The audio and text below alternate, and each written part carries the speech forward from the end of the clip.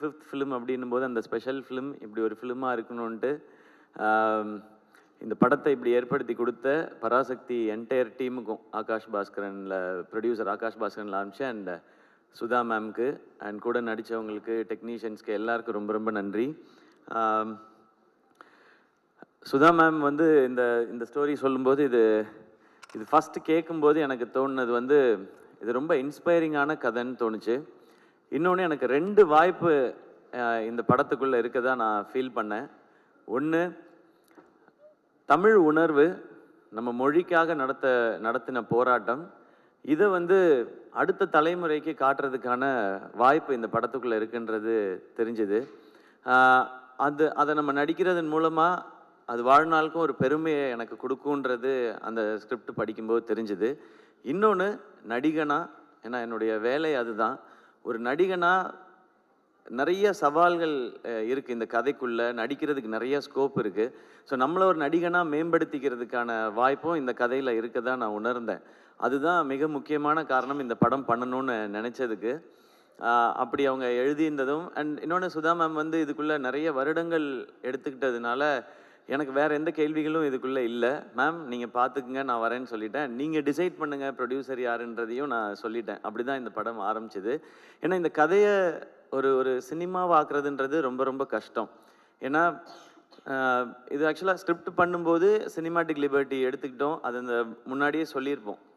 இது அப்படியே இருக்கிறது எல்லாமே அப்படியே நிஜம்ன்றது இல்லை. உண்மை சம்பவங்களை அடிப்படையாக வச்சு ஒரு சினிமாக்குன்னு ஒன்று பண்ணணும். ஏன்னா இது பெரிய இதில் ஒரு வணிகமும் இருக்குன்றதுனால எல்லாரும் பார்க்கணும் இதில். ஆனால் அதே டைமில் ரொம்ப சினிமாவாக்கிட்டா இன்டென்சிட்டி குறைஞ்சிரும். ரொம்ப இன்டென்ஸ் ஆக்கிட்டா அது ஒரு குறிப்பிட்ட ஏஜ் குரூப் மட்டும் பார்க்குற படமாக மாறிடும். இந்த சவால் தான் மொத்த டீமுக்குமே இருந்தது. இதுதான் ஆடியன்ஸ்கிட்ட ப்ரெசென்ட் பண்ணும்போதும் இருந்தது. ஏன்னா இன்றைக்கி இருக்கிற ஜென்சின்னு நம்ம சொல்கிறோம், அவங்களுக்கு வந்து இதை பற்றி நிறையா தெரிஞ்சிருக்கிறதுக்கான வாய்ப்பு இல்லை. ஆனால் அவங்க பார்க்கும்பொழுது சினிமாவோட அவங்க ஒன்றணும், அந்த படத்தை அவங்க என்டர்டெயின் ஆகணும், என்ஜாய் பண்ணணும், அப்புறமா முடியும் போது இப்படிலாம் நடந்திருக்கான்னு தெரிஞ்சுக்கணுன்றது. ஸோ இது அனைத்தையும் சேர்த்து ஒரு படம் பண்ணணுன்றது தான் இந்த மொத்த டீமுமே போராடினது. அதனால தான் மேம் என்ன சொல்கிறாங்களோ அதை செஞ்சிடணுன்றது தான். இதில் ஆளாளுக்கு ஒரு தாட் இருந்ததுன்னா இதை கொண்டு வந்து சேர்க்க முடியாது. அண்ட் 3 o'clock 4 o'clock எந்திரிக்கிறதுன்னு சொன்னாங்க. 7 மணிக்கு ஃபர்ஸ்ட் ஷாட்டுன்னு சொன்னாங்க. அது வந்து பெரிய சவால் இல்லை. ஏன்னா அதுதான் நம்மளுடைய வேலை. இந்த டைமுக்கு வரணும்னு சொன்ன டைரக்டர் என்ன டைமுக்கு வர சொல்கிறாங்களோ அந்த டைமுக்கு போய் இதுக்கு முன்னாடியும் அப்படி தான் பழகியிருக்கேன் மேம். அதனால இது எனக்கு புதுசாக இல்லை. அண்ட் மானிட்டர் பார்க்க மாட்டேன்னு சொன்னாங்க. அது டாக்டர்லேருந்து பழக்கப்படுத்திக்கிட்டேன் நான். ஏன்னா ஒரு வருஷமோ 2 வருஷமோ டேரக்டர்ஸ் உட்காந்து எழுதி என் கேரக்டர் இப்படி இருக்கணும்னு யோசிச்சிடுறாங்க. அவங்க யோசித்து எடுக்கும்போது அவங்களுக்கு தெரியும் அது கரெக்டாக இல்லையான்னு சொல்லி. டேரக்டர் ஓகேன்னு சொன்னால் எனக்கு அது ஓகே, இல்லைன்னா அது நாட் ஓகே, அவ்வளோதான் என் மைண்டில் இருக்குது. நான் போய் மானிட்டர் பார்க்குறதே இல்லை. நான் டைரக்டர்ஸை நம்பி தான் இப்போ பண்ணிகிட்ருக்கேன். அதுக்கு முன்னாடி நம்ம கதைகள் என்ன டவுட்ஸ் வேணாலும் கேட்டுக்கலாம். ஷூட் போகிறதுக்கு முன்னாடி ஷூட் போயிட்டோன்னா டைரக்டர்கிட்ட சரண்டர் ஆகிடணுன்றது தான் இப்போ நான் பழகிக்கிட்டது. அது என்னை இன்னும் ஒரு நல்ல ஆக்டராக மாற்றிட்டு இருக்கு. ஸோ இனிமேல் அதை கண்டினியூ பண்ணணுன்னு நினைக்கிறேன். அண்ட் அடுத்து மிக முக்கியமாக இந்த தேங்க்ஸ் சொல்ல வேண்டியது பத்திரிகை ஊடகத்தில் இருக்கிற நண்பர்களுக்கு. இது என்னுடைய 25வது படம். ப்ரெஸ் மீடியாவிலேருந்து இவ்வளவு அப்ரிசியேஷன்ஸ் இது வரைக்கும் எனக்கு வந்ததில்லை. அதுக்கு ரொம்ப ரொம்ப பெரிய நன்றி. ஏன் நீங்கள் சொல்கிறது ரொம்ப முக்கியம்னு சொல்லிடுறேன். நீங்கள் அன்றாடம் செய்திகளை சேகரிக்கிறதும் மக்கள்கிட்ட கொண்டு போய் சேர்க்குறதுன்றத உங்களுடைய முழு நேர பணியாக வச்சுருக்கிறீங்க. ஸோ இதுக்குள்ளே இருக்கிற சரி தவறு நல்லது கெட்டது அனைத்தும் உங்களுக்கு தெரியும். அப்போ இதுக்குள்ளே இருக்கிற சவால்கள் இன்னும் அதிகமாகவே உங்களுக்கு தெரியும். அதில் இப்படி ஒரு பர்ஃபார்மன்ஸ்க்கான ஒரு அப்ரிசியேஷன் உங்கள்கிட்ட வரும்பொழுது அது ரொம்ப ரொம்ப ஸ்பெஷலாக இருக்குது. உங்களுடைய அனுபவம் ஒட்டுமொத்தத்தையும் சேர்த்து நீங்கள் என்னை அப்ரிஷியேட் பண்ணும்போது அது நீங்கள் கொடுக்குற ஒரு விருதாக நான் நினைக்கிறேன். ஸோ மீண்டும் ஒரு முறை பத்திரிகை ஊடகத்துறையில் இருக்கிற நண்பர்கள், என்னுடைய அண்ணன்கள், அக்காக்கள், தங்கச்சிகள், தம்பிகள் அனைவருக்கும் என்னுடைய நன்றி. ஏன்னா டெய்லி எனக்கு phone calls, voice notes, messages வந்துகிட்டே இருக்குது.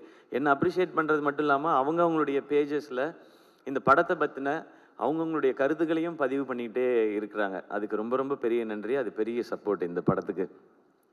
அடுத்து மிக முக்கியமான நன்றி மக்களுக்கு. ஏன்னா நான் சொன்னேன் இல்லையா, இது எந்த ஏஜ் குரூப்புக்கான படம்ன்றதை ஃபிக்ஸ் பண்ணி பண்ண முடியாது, எல்லாருக்கும் போய் சேரணும்.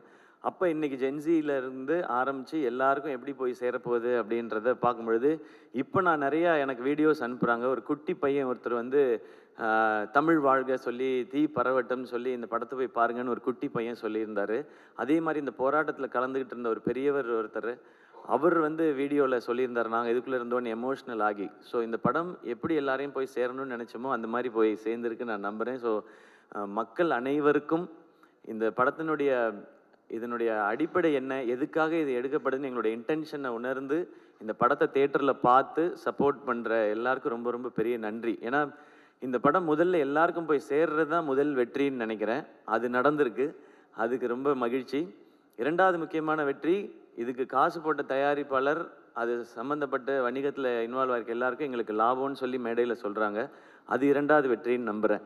ஸோ இதுக்கப்புறம் வர்றது எது வந்தாலுமே இதுக்கு போனஸ் தான் நான் நினைக்கிறேன். ஸோ எல்லாருக்கும் ரொம்ப நன்றி. அண்ட் அடுத்து மிக முக்கியமான நன்றி என்னுடைய ஃபேன்ஸான என் பிரதர்ஸ் அண்ட் சிஸ்டர்ஸ்க்கு.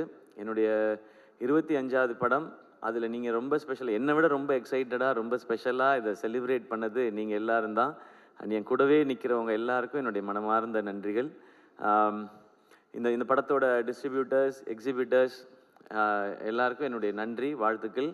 அடுத்து பொங்கல் ஹாலிடேஸ் வருது. ஸோ இன்னும் நிறைய மக்கள் இதை போய் தேட்டரில் பார்க்க போகிறாங்கன்ற அந்த எக்ஸைட்மெண்ட்டோடு இருக்கேன். இதுக்குள்ளேருந்து இதெல்லாம் இப்படி இருந்திருக்கலாம்னு வர்ற நல்ல பாசிட்டிவ் ஃபீட்பேக்ஸ் எல்லாத்தையுமே நாங்கள் ஒரு பக்கம் கலெக்ட் பண்ணிட்டு தான் இருக்கிறோம். இதெல்லாம் இன்னும் சிறப்பாக இருக்குதுன்னு சொல்கிறது எல்லாத்தையும் மைண்டில் வச்சுக்கிறோம். இதெல்லாம் அடுத்தடுத்து பண்ணுற படங்களுக்கும் அடுத்து இந்த கரியருக்கும் ஜேர்னிக்கும் அது ஹெல்ப் பண்ணும் நான் நம்புகிறேன்.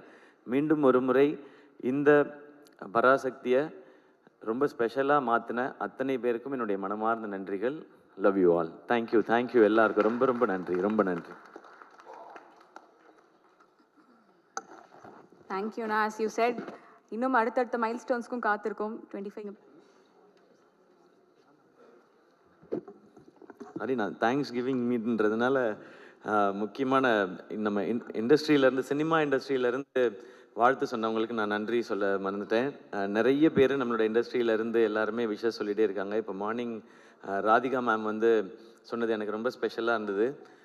படம் சூப்பர் அப்படின்னு சொல்லிட்டு அவங்க ஒரு லைன் சொன்னாங்க, every film you are improving, நீங்கள் இன்னும் ஒரு டெரிஃபிக் ஆக்டரை நோக்கி போயிட்டுருக்கீங்க. நாங்கள் thank you so much ma'am. And இந்த படம் ரிலீஸ்க்கு முதல் நாள் பார்த்துட்டு பத்மஸ்ரீ உலகநாயகன் கமலஹாசன் சார் வந்து படத்தை அப்ரிஷியேட் பண்ணாங்க.